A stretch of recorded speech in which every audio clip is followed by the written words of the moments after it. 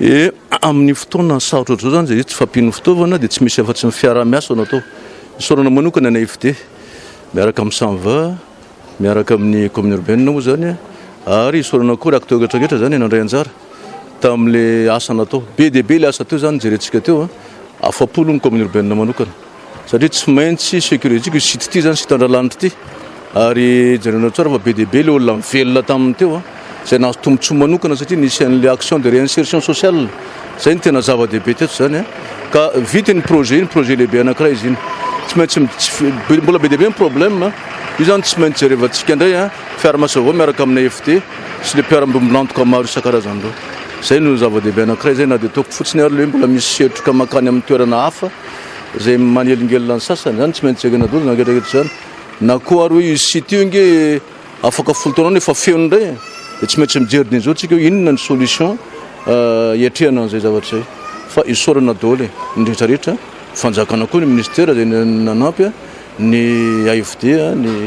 acteur rehetrarehetra zany folo taona nisy ny Tetikasa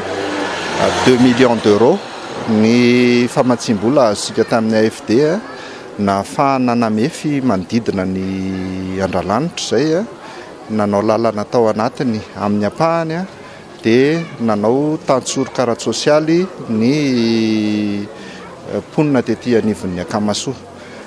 tao anatin'izany ihany koa ny famatsim-bola Tetikasa majinijinika ho fampivoarana ny sosialim-bahoaka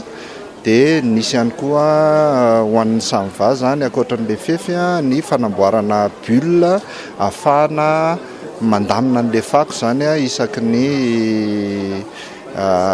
mba tsy hanofana fitaovana foana amina mpandraraha tsy miankina mba ahafahany SAMVA manana fahaleovan-tena bebe kokoa zany amin'ny asa zay sahanina ny Tetikasa fanodinana an'le fako dia efa eo anivony efa eo ampandiniana azy mihitsy zany ny SAMVA sy ireo mpiara-miombonantoka maromaro ny rahantsika nahita teo satria tsy afaka ho avela fotsiny eo le fako io fa tsy maintsy hijerevana vahaolana ny afaka tenenina sy nefa hitan'ny olona rehetra maso aloha zany zao dia efa misy pavé plastique efa vita ao dia misy ihany koa ireo composta na ranotany afaka ampivoarana ny fambolena majinika ety anivon'ny tanan-dehibe. Ny asa manaraka iarahana amin'ny mpamatsy vola dia ny ahafahantsika aloha manala ny setroka izay mampimenimenina be antsika eto Antananarivo io farafaratsiny ho feheziny setroka io sy ny firehetana ao anetiny Andralanitra. Manarak'izay ihany koa ho atao bebe kokoa ny fanaovana an'ilay pavé plastique sy ny famoahana an'ilay composta na ilay ranotany ao anivon'io toeran'io mba hanenana